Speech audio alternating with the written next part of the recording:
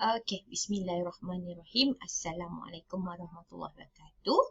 So, we'll be discussing on chapter 4 in your syllabus, which is International Monetary System, and chapter 7 in the textbook. Okay, so we have two topics altogether, but we are looking at the learning objective of this chapter first. Okay, so first thing first ialah we will discuss the role of international monetary system, okay, in promoting international trade investment and the impact of the World Bank Group. Okay, kita selalu dengar bank orang kata World Bank kan. So number two, we describe the function and structure, the balance of payment accounting system. Okay, so ini dia apa dia orang kata international monetary system. Okay, so dalam international monetary system ni kita akan tengok a few part lah.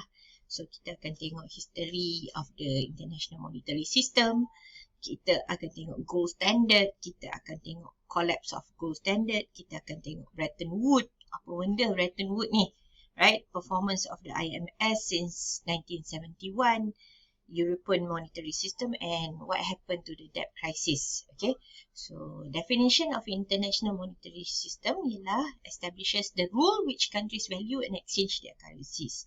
So kalau awak perasan, saya dah minta awak kalau boleh pergi kepada mana-mana shopping mall yang ada money changer tu, tengok dekat dinding dia orang tu, dia orang akan tampal the currency exactly per date, right? So, balance of payment accounting system pula records international transactions, okay, and supplies vital information about the health of a national economy. I think benda ni you all dah belajar detail masa micro dengan makro. So, we just looking at it dengan keadaan dengan keadaan konteks of IB sendirilah, okay. So, kena faham. So, international monetary system ni, the countries value the currencies and dia ada nilai untuk pertukaran. Dia also provide a mechanism untuk correcting all the imbalances between the country's international payment and its receipt. Maknanya penerimaan dan juga orang kata pengeluaran. The cost of converting of the foreign money into the home currency. Maknanya kita akan ada satu variable yang very critical into measuring the profitability of the international operation. Okay, so macam mana nak ukur tu, it depends on the how smooth the international monetary system. Okay, so ini pula BOP pula as per the definition, kita nak tengok juga dia punya fiscal and monetary policy. Macam mana sebenarnya sesuatu negara dia berhubung kait dengan keluar masuk dia, dan macam mana orang kata all the transaction has been recorded in such a way it looks transparent. So kalau you tengok sekarang ni, kalau dekat surat khabar ni tengah kecoh perbicaraan 1MDB. Okay, you may look at it. So we'll be discussing on that also. That's why I said I'll be giving you some inputs, tapi apa-apa pun you kena give me some response. Okay. So ini dia history of the gold standard. Okay. So as I think I dah bagi tahu awal-awal kan, kita bermula dengan gold and silver. Okay, the theory yang kata yang kita hold the gold, and yang kata kekayaan sesuatu negara tu bergantung kepada simpanan emas dia. So, under the gold standard, countries agree to buy or sell their paper currencies in exchange for gold. Okay, so dia masih lagi fikir gold tu segala-galanya. This is contrast dengan mercantilism holding of gold lah, to allow the free export of gold bullions and coins. Okay, the gold standard sebenarnya dia created a fixed exchange rate system. Okay, so an exchange rate is the price of one currency in terms of second currency. So you can see sekarang ni, kalau you boleh, siapa yang minat pakai emas ni, bolehlah check 1 gram berapa sekarang ni agaknya. Right, so under a fixed exchange rate system, the price of given currency does not change relative to each other currency. Sebab dia dah fix kan. So gold standard akan create the fixed exchange rate system. Okay. So dia pack the value. Okay. Because it's fixed. I think dalam video yang sebelum ni saya ada sebut mengenai perkataan PEGGED. Right. So dalam hal ini the value yang dia tukar ialah gold. So dia pack the value to gold lah. Okay. So itu adalah cerita mengenai sejarah sebelum ni. Okay. But however, there are certain transaction yang masih lagi guna nilai tu. And kalau you tengok sterling based gold standard, most firms accepted either gold or British pounds in settlement of transaction. Okay. So I think zaman-zaman orang kata sekarang ni pun dalam keadaan pandemik ni pun, there are certain times yang parents masih lagi, kalau dulu tu kita selalu dengar lah, kita gadaikan emas untuk dapatkan duit kan. So I think it's now also happening sebab emas tu ada value. Okay. Right. So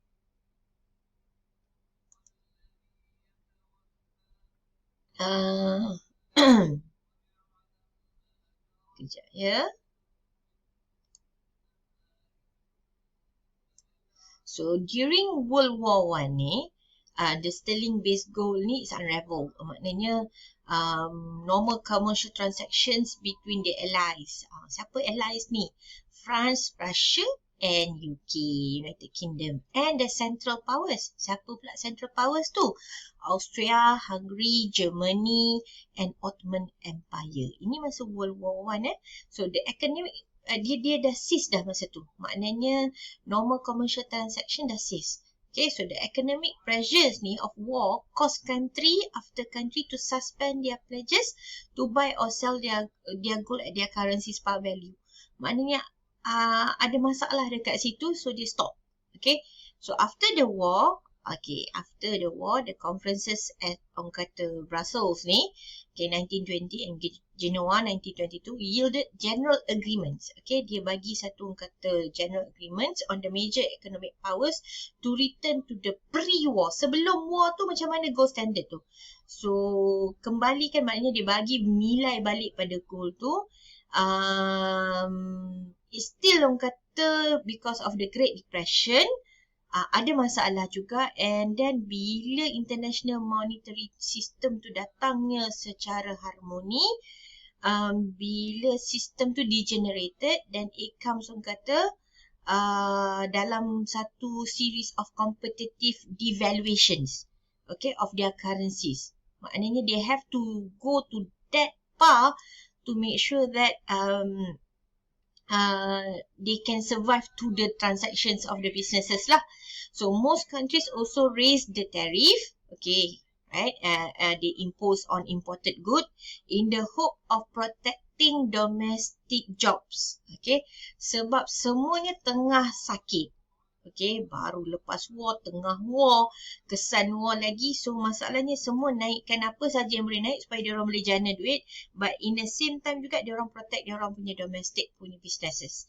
Okay, so as more and more countries adopted this beggar fee never policies, international trade contracted, hurting employment in each country's export industry. Maknanya bila dia push macam ni, actually the transaction cannot be kata undergone in a very kata smooth way. Dia very kata dia pressure the transaction sebab harga naik, tarif naik. Macam mana nak jual beli? Takkan mampu punya. Okay, right? So bila pergi kepada Bretton Woods ni, so dia tak nak repeat the same mistake. Okay, so the Western diplomats plan to create a post-war economic environment, and that would promote worldwide peace and prosperity, of course lah kan.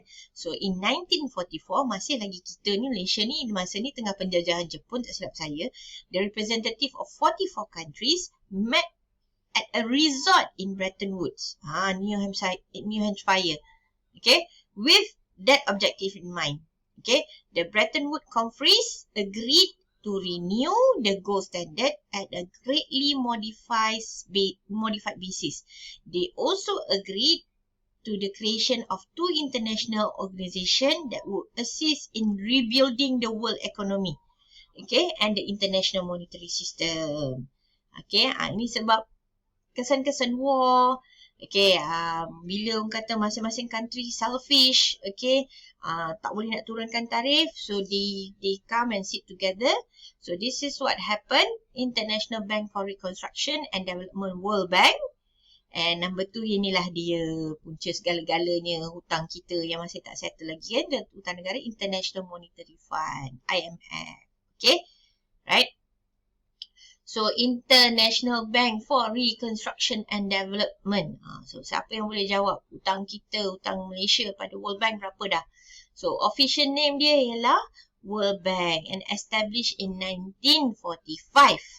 So, the World Bank's initial goal was to help the finance reconstruction on the war-torn Europe, kata yang jadi dekat European economies lah, sebab dia orang yang memegang the whole kata transaction kan. So, dengan tujuan juga, okay, they want to build the economies of the world's developing countries, okay. So, 4 affiliated organizations, which are International Development Association, International Finance Corporation, Multilateral Investment Guarantee Agency, and the last one is International Center for Settlement of Investment Disputes. Okay, kita sambung cerita sedikit sebelum kita pergi pada World Bank ni punya cerita. Okay, so kenapa fixed versus flexible exchange rates? Okay, alright. So, one important difference between fixed and flexible exchange rate system is the way they reach equilibrium. Pernah dengar kan perkataan equilibrium ni kan? Kalau masuk ke ekonomi. So, under the fixed exchange rate system such as the gold standard masa tahun 1821 to 1914 and the Bretton Woods system from 1945 to 1971. So, each country pledges, maknanya dia berikrar, dia maintain value of its currency against some standard. Okay, maknanya dia buat transaction pun apa-apa pun dia akan pack to that rate lah. Okay, so such as gold or another currency. If the value of another country falls below par value, the country central bank boosts the currency by buying it in the foreign exchange market. Okay, so maknanya kalau katakan tiba-tiba another country tu dia tak mencapai harga dan jatuh harga exchange rate dia. So, the central bank will boost the currency. Okay. So, if the currency pula value rises, naik, tadi jatuh. Okay. The central bank will sell the currency in the foreign exchange market, acquiring additional gold or foreign currency in the process. So, maknanya yang masa rendah tadi tu, dia akan jual emas untuk bagi sama dan bila harga dia naik, dia akan beli emas. So, dia stokkan benda-benda macam tu untuk pastikan value of foreign exchange ni tetap ada.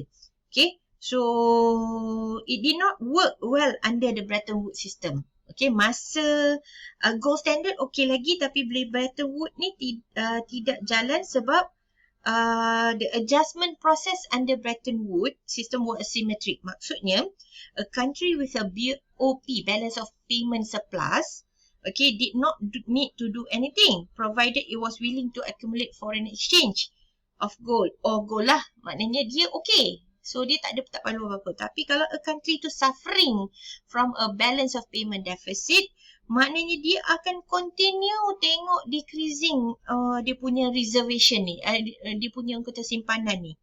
So, conversely, under a flexible orang kata exchange rate system is determined by the forces of supply and demand for each currency. Now, you boleh ingat balik masa you belajar ekonomi, demand versus supply, ada equilibrium. Ada kat situlah sebabnya kita pentingnya ada flexibility of foreign exchange.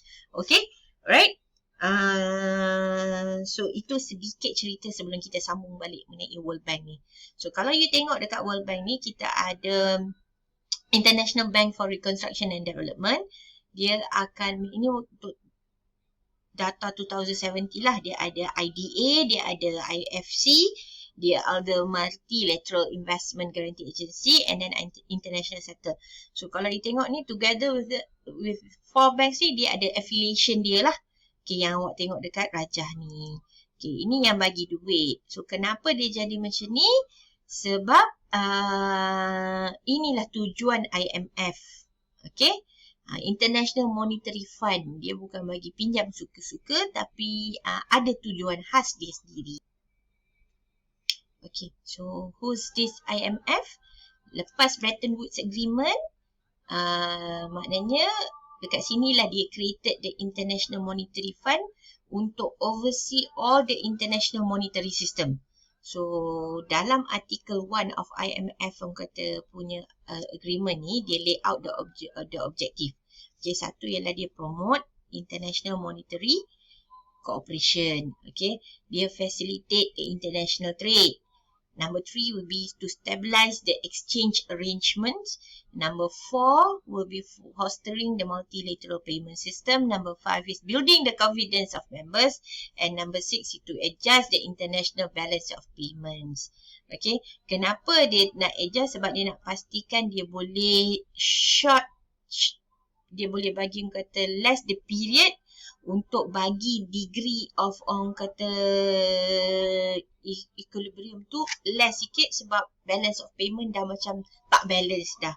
Okay, sebab masalahnya bila ada negara yang tak mampu nak bayar IMF ni, akan ada sedikit kesan mungkin pada ekonomi tu sendiri. Masa ni lah yang kita seronok bila awak boleh dapat dig around the information negara-negara mana yang paling kata membuat pinjaman tertinggi pada IMF, and we'll discuss this again. Okay, so quotas and voting power. To join a country must pay a quota. Ingat senang-senang ke nak masuk IMF? Okay, so as of 2018, 189 countries were member. So quota ni sebenarnya ialah deposit. Okay, so partly in gold. Okay, and partly in the country's own currency. So the quota size will primarily reflect the global importance of the country economy. Bukan senang-senang nak pinjam. Okay, so in fact, kita akan tengok juga, kita macam saya pula IMF kan. IMF will look upon the political consideration as well sebelum nak bagi pinjaman tu. Because political yang tidak stabil akan memberi kesan kepada pinjaman. So the size of quota will be important. Okay. Because a country's quota determines its voting power. A country's quota serves as part of its official reserves. Okay, so the quota also determine the country's borrowing power. You letak deposit banyak, you boleh pinjam banyak lah. So this is whatever I'm saying lah, but exactly this is what the thing related to IMF punya cerita. Okay, so each IMF member has an unconditional right to borrow up to 25% of its own quota from the IMF. So IMF policy exactly allows additional borrowings contingent on the member country agreeing to IMF imposed restriction called IMF conditionality on its economic policy. Dia ala-ala, I would like to say this on orang kata videos, but tak apa, masa kita bincang nanti baru kita akan dengar term-term yang saya akan keluarkan, because it's hard for me to say this because this is recorded version. So I think you can understand, but if you don't understand this part, please feel free to ask me in the online session later on. Okay, so we are moving on dollar based gold standard. Okay, kita ada 3 cerita kat sini. Ni perkataan PAC ni dah jumpa dah officially. So Bretton Woods participants agreed to peg the rate of the currencies to gold. Okay, for example, the par value of US dollar was set as $35 per ounce of gold. Ni masa tu lah. So only the US pledged to redeem its currency for gold at the request of a foreign central bank masa tu. So thus the dollar became the keystone of Bretton Woods system and a US dollar based gold standard was established. Pandai US ni. So because each country was established a par value of its currency, Bretton Woods agreement resulted in a fixed exchange rate system. Ni tadi saya dah bincangkan. Okay, so nak bagi tahu cerita kan macam mana boleh jadi fixed exchange rate ni kan, kita dengar balik. If the market value of its currency fell outside of that range, a country was obligated to intervene the foreign exchange market and bring the value back. Ini bila dia fix kan lah. So this arrangement provided an assurance. Kenapa assurance? Sebab value dia akan jadi stable. So under extraordinary circumstances, the Bretton Woods Agreement allowed a country to adjust its currency par value. According to the system, also is often described as using an adjustable peg. Because currencies were pegged to gold, but the pegs themselves, because it could be altered under certain conditions. Tu dia cerita dia. Kan? Kalau tidak, awak pun tak tahu sejarah macam mana currency. Tapi if you can listen this and you can go to the exchange rate, means money changer, it will be more fun to understand this again, right? Selalunya dalam kelas saya, I will ask you to buy 1 USD ataupun 1 euro. Okay, simpanlah. Okay, lagi bagus kalau boleh beli 1 gram of gold. Okay. I'm not your agent right now, but yes, you may buy. Boleh kat kedai emas mana-mana pun boleh beli.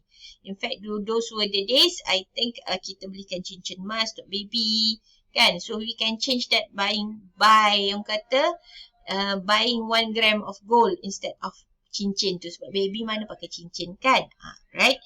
So kita move on to the history of the international monetary system, which the end of the Bretton Woods system. Itulah dia bila kata Bretton Woods ni, sebab dia ada speculators yang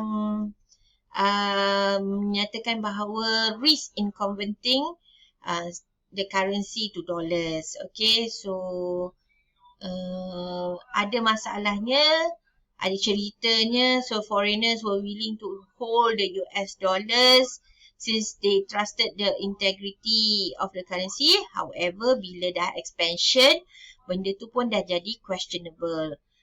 Investors began to question the ability of the US to live up to its Bretton Woods obligation. So, inilah yang led to kata Triffin paradox. Okay, so Triffin paradox, okay, foreigners needed to increase their holdings to dollars to finance international kata trade. But the more dollars they owned, the less faith they had with the US.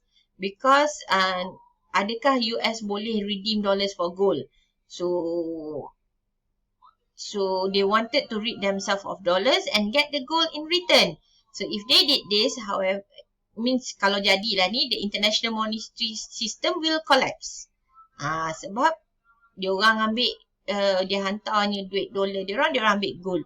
So US did not have enough gold to redeem dollars, helped by foreigners. Investors diorang lah, ni masa Bretton Woods.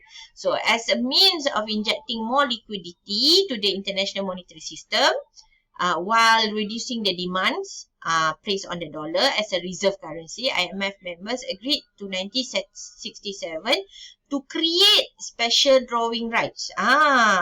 So IMF members could use this, right, to settle official transactions at IMF. Okay, so unfortunately, SDRs did not reduce the glut of dollars held by the foreigners. So again, Bretton Woods labah lagi. Dia during the first months of 1971, sebab Bretton Woods sampai 1971 US sold 1/3 of its gold reserve to maintain the dollar's value. Dia jual 1/3, 1/3 tu. However, US did not have the sufficient gold to meet the demands of those who still wanted to exchange dollars for gold. So on August 15, 1961, President Nixon, Nixon ni, 1971 speech ni, announced that the US would not longer redeem gold $35 per ounce. Okay, consequently, the Bretton Woods ended. Okay, the Bretton Woods system ended. And at the Smithsonian Conference, ni best ni dengar sejarah kan? So, held in Washington, okay, December 1971, the central bank representative from the group of 10. Siapa ni group of 10 ni? Sekejap lagi kita tengok. Restore the fixed exchange rate system but with the restructured rates of exchange between the major trading currencies. Okay, tu dia sedikit sebanyak ceritanya. So, bila orang kata sambungannya, bila ada orang kata float under a flexible, kita panggil floating sebenarnya. Right? Ni 1973 lah. Resist free market forces and establish a flexible exchange rate system. Supply and demand for a currency, actually the price is pegged along based on the supply and demand lah. Bila dapat titik equilibrium tu, masa tu mungkin naik, masa tu mungkin rendah.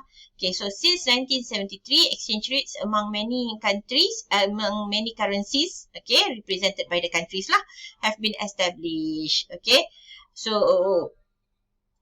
current arrangements often called a managed float, maknanya yang tadi saya kata tu flexible tu sebenarnya panggil floating because exchange rates are not determined purely by a private sector ataupun market forces. Okay, so the new flexible exchange rate ni legitimized by masa dekat international conference held in Jamaica masa 1976. So, resulting from that, kata Jamaica Agreement ni, each country was free to adopt whatever exchange rate system dia. Okay, so other countries adopted, boleh juga, other countries fix exchange rate by pegging their currencies to the dollar. Okay, so kita sebenarnya tak tahu kita masih lagi peg our ringgit to USD ke tidak. I think zaman tu awak kena cari sikit. Ada zaman kita peg dengan USD? Ada. Kenapa pula tak ada? Right, so still others use scrolling pegs. Okay, allowing the peg to change gradually over time. So in 1979, EU, okay, European Union members created the European Monetary System, bukan International Monetary System European Monetary System to manage currency relationships among themselves. Most EMS members choose to participate in the EU's exchange rate mechanism. So they pledge to maintain the fixed exchange rate among their currencies within a narrow of plus minus 2.25% of par value and floating rate against US dollar and other currencies. So the current international monetary system is an amalgam of fixed and flexible exchange rate. Okay, so dia sekarang, kita ni sekarang ni is amalgam of apa benda ni? Cari ke, kan? Right? So ini cerita lepas post-war lah. Sekejap ya. So, tadi saya ada sebut group of 10 kan? Kalau you rujuk, you refer to your manual ataupun kalau siapa yang ada textbook tu, you boleh tengok dekat page 34 tu ada group of 5, group 7, group 10. Group 5 siapa? United States, Japan, Germany, United Kingdom and France. Kalau group of 7 ni pula siapa? Dia tambah lagi Italy dengan Kanada. Kalau group of 10 ni siapa? Dia tambah Netherlands, New Zealand, Belgium, Germany, ni semua dah ada lah. Italy, Canada dengan Sweden, Belgium, Sweden. Tambah lagi group of 10 ni. So, ini ceritanya. Okay, so after post World War II tu dah habis tu, banyak damage dekat US industries. So in 1985, the finance ministers of the group of 5, okay, enacted the Plaza Accord.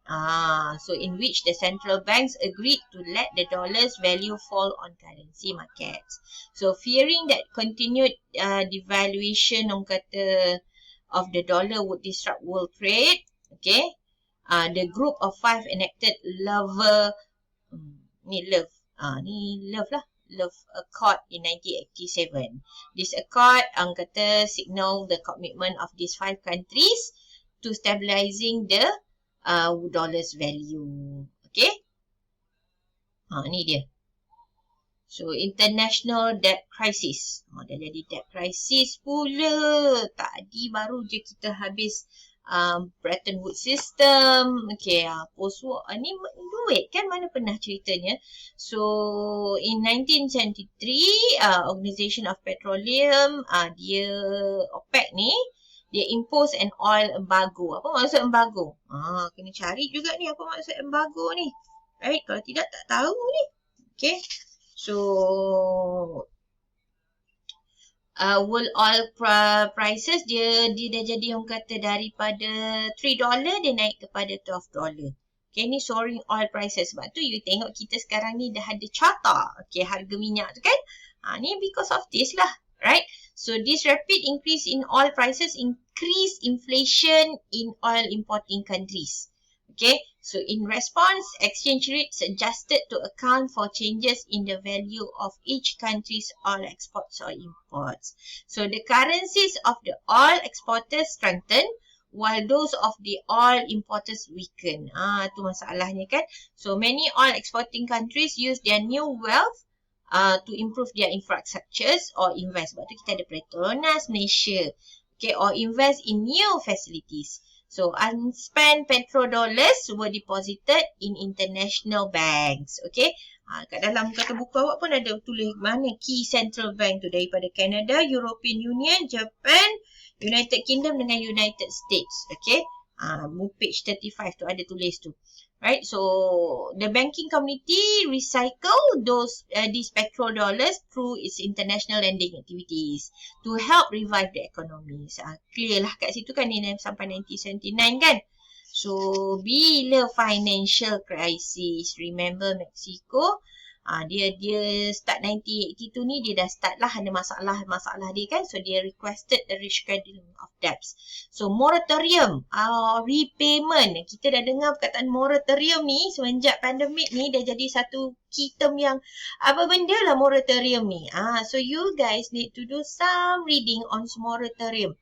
So on repayment of the principal and a loan from the IMF. So benda moratorium ni daripada zaman kita belajar 1982 ni, awak belum lahir lagi. Saya dah lah kan. Okay, dah ada wujud dah perkataan moratorium ni. So to help those who actually in facing with the debt crisis lah, hutang. So in total more than 40 countries in Asia, in Africa and Latin America sought relief from their external debts. Okay. So ada macam-macam cara. Kita ada, kalau you tengok tu ada Baker Plan.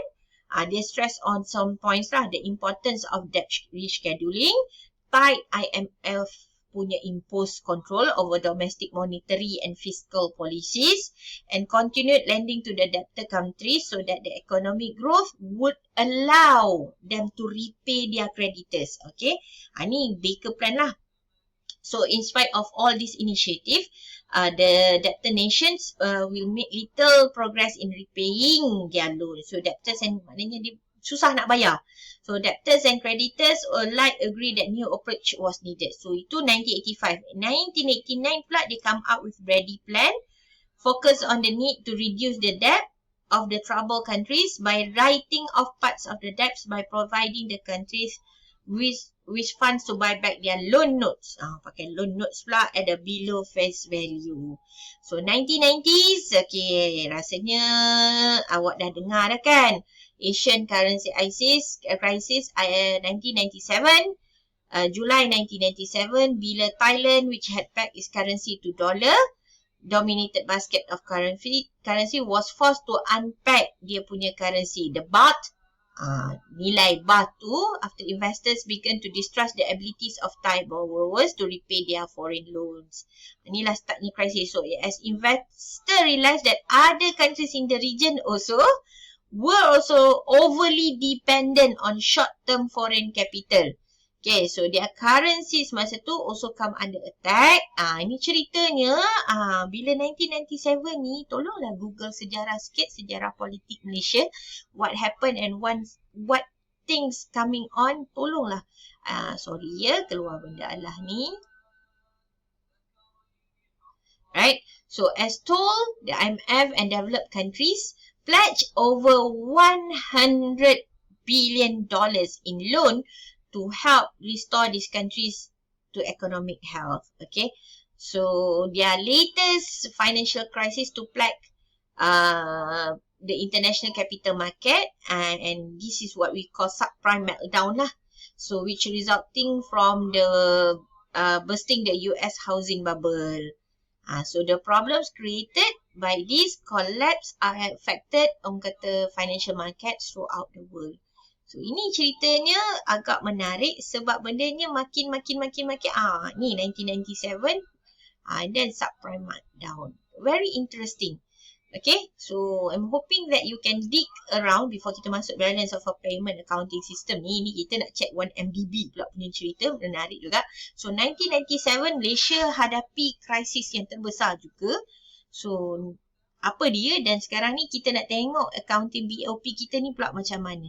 So this is double entry bookkeeping system. So measures and record transactions between residents and of one country and residents of all other countries. Okay. So the important of balance of payment statistics ni sebenarnya dia akan help identify emerging markets for goods and services. Okay, can warn of possible new policies that may alter a country's business climate. Kalau you tengok sekarang ni cryptocurrency ni tengah jadi the in thing right now. Okay, dinar dah masuk balik, gold masuk balik because of the pandemic. So things are going on very slowly but surely. But whether people can accept it or not, we are not still we are not looking at the possibility of how it can be, right? So can indicate reductions in the country's foreign exchange reserve, can signal increased riskiness of lending to particular countries. So kita ada beberapa components yang major dalam balance of payment. So ada 4 sections yang kita akan tengok: current account and financial account, recorded the purchases of goods, services and assets by the private and public sector. Kalau katakan official reserve, okay, ni capital account. The first is current account and financial account. Okay, capital account lah. So official reserve lah, accounts reflects the impact of central bank intervention in the foreign exchange market. And errors and omissions, accounts captures mistakes made in recording BOP transactions. Untuk benda ni, biasanya saya daripada dulu lagi, I'm not sure whether you guys look on this video or not, cerita ni ke tidak. Despite of lagu-lagu tu you letak tepi, but saya suka kalau awak boleh tengok cerita Sivaji the Boss. Masa tu baru awak tahu major components of BOP system ni macam mana sebenarnya. Despite of the lagu-lagu, the drama-drama put aside, but you look into the inti party of the movie itself. Okay? Right? So ni current account, okay, exports and imports of goods, current account balance or merchandise.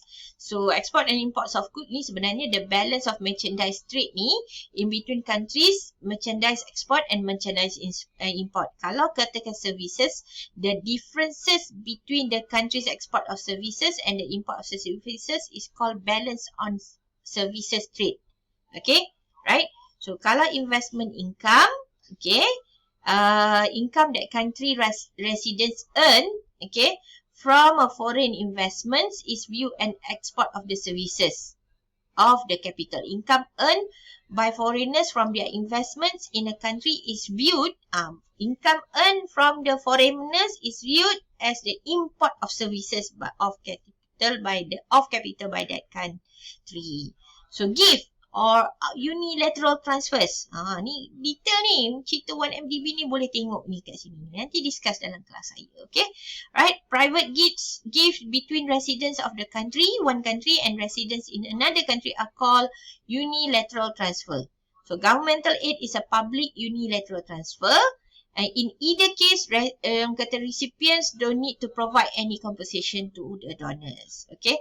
So table ni sebenarnya menunjukkan debit and credit entries of transactions of the current account. You tengoklah goods, buy and sell services kat sini. You can nampak the current account balance measures the net balance resulting from merchandise trade, service trade, investment income and unilateral transfers. Okay. Ini dia capital account. Saya kena buat juga ni. Mengganggu. So, ini yang kita belajar sebelum ni. Apa itu FDI? Okay. So, Capital account, dia records financial transaction, okay, purchases and sales of assets, okay, between residents of one country and those of other countries. Okay, account transactions can be divided into two categories, which are FDI dengan FPI. Okay, kita pun dah tahu FDI ni apa, FPI ni apa. So FPI pula dia ada two subcategories. Dia ada short term dengan dia ada long term. Right? So kalau you tengok dekat buku awak, page berapa tu? You kena cari page daripada start, page 41. Okay. Sekejap ya, saya check dekat buku awak ada buku, page berapa ni. Capital account. Page 44. Detail kat situ. So current account transactions often affect the short term component of the capital account. So you tengok dekat rajah ni, you tengok short term dia 1 year or less. Kalau portfolio dia more than 1 year. Okay. So the first entry in the double entry BOP accounting system records the purchase of or sale of something, good, a service, or an asset. The second entry typically records the payment. Okay, ni normal lah. Okay, so table ni dia sebenarnya summarize the impact of various capital account transactions in the BOP itself. So apa dia official reserve account? Ni dia. Okay, records the level of official reserve held by the national government. Kita ada berapa gold? Kita ada berapa convertible currencies? Apa nilai SDR kita sekarang ni? And then what is our reserve positions at the IMF? So, official gold holding biasanya using a par value established by the country's treasury or finance ministry. So, convertible currencies pula, dia freely exchangeable in the world. So, ini semua simpanan kita lah. Apa-apa jadi, kita akan keluarkan dekat sini. Ini yang kita boleh, kerajaan boleh keluarkan moratorium untuk support all the businesses. Ni dia ceritanya. Right? So, errors and omissions. Dia sebenarnya errors and omissions ni nak bagi sistem tu balance. Okay. So, bila nak bagi sistem ni balance, dia nak pastikan ialah supaya kalau katakan bendanya jadi besar, okay, error, ralat dia jadi besar, julat dia jadi besar. So, maknanya experts suspect that a large portion of the errors and omissions account balance is the result of under-reporting. Bila julat ataupun ralat, okay, balance of payment tu besar, maknanya ada benda yang tak report tu. Apa benda yang kita tak letak dalam akaun kita tu? Sometimes error and omissions are occurred due to deliberate actions by the individuals who are engaged in illegal activities. Dia jadi macam tu sebab ada drug smuggling, ada money laundering, or evasion of currency and investment controls imposed by their home governments. So, some errors, okay, may crop out, okay, in the current account as well. Okay, so statistics for merchandise imports are reasonably accurate because most custom agents scrutinize imports to ensure that all taxes are collected. However, custom agents have less incentive. So, ini dia ceritanya, kita nak tahu errors and omission kita. Alright. Ini kalau awak nampak lah ya. Ini contoh. Okay. Kita pun boleh dapat kita punya. You kena cari saja. Don't worry. Okay. So, trade surplus. Okay. Defining BOP surpluses and deficits. When a country export more goods than import, it has trade surplus. Okay. Normal lah. When it imports more goods and service than it export. Okay. Kita ambil barang orang lebih daripada apa yang kita keluarkan. Memanglah jadi deficit. So, the official settlements balance reflect the changes of country official reserve. Essentially, it records the net impact of the central bank's interventions in the foreign exchange market in support of the local currency lah. So, balance of merchandise trade reflects the competitiveness of country's manufacturing sector. So, you nak tengok Malaysia ni tengah okey ke tidak based on the pandemic, you boleh tengok dekat surat khabar. Kalau kat dalam Straits Times tu, dekat bahagian tengah-tengah tu ada. Okay. So, the balance on services reflects that service sector's global competitiveness. The balance on goods and services reflects that the combined international competitiveness of a country's manufacturing and services sectors. Okay. So, the current account balance shows, okay, ini nak cerita je, combined performance of the manufacturing and service sector and also reflect the generosity of the country's resident dari segi unilateral transfer tadi yang bahagian gift tadi tu, as well as income generated by the past investment. Okay, so the official statements means the official statement balance of the country reflects the net quantity demanded and supplied of the country's currency by all market participants other than country central bank. So kita nak tengok sama ada kita ni okey ke tidak, negara kita ni sesuai ke tidak nak duduk kat sini ke tidak. You have to look at this. You bukan suka-suka nak berhijrah satu country tu because of you suka dengan country tu. You kena tengok whole impact factors yang ada. Okay, so bila kita dah nampak benda ni semua, baru kita nampak, wah, negara ni sebenarnya okey. Okay, tapi adalah ceritanya. So, for the review of this chapter, sebenarnya kita dah cover 2 chapter sekali. So, what is the function of international monetary system? What is the gold standard? Okay, what accelerated the collapse of the gold standard? Ingat balik. And identify the main institutional in international trade, and this, what is the purpose in IMF? Okay, with that, thank you very much for listening. Assalamualaikum warahmatullahi wabarakatuh. Make sure you do your revision and come back to in my class giving me some proper responses and feedbacks. Sekali lagi, assalamualaikum. Thank you.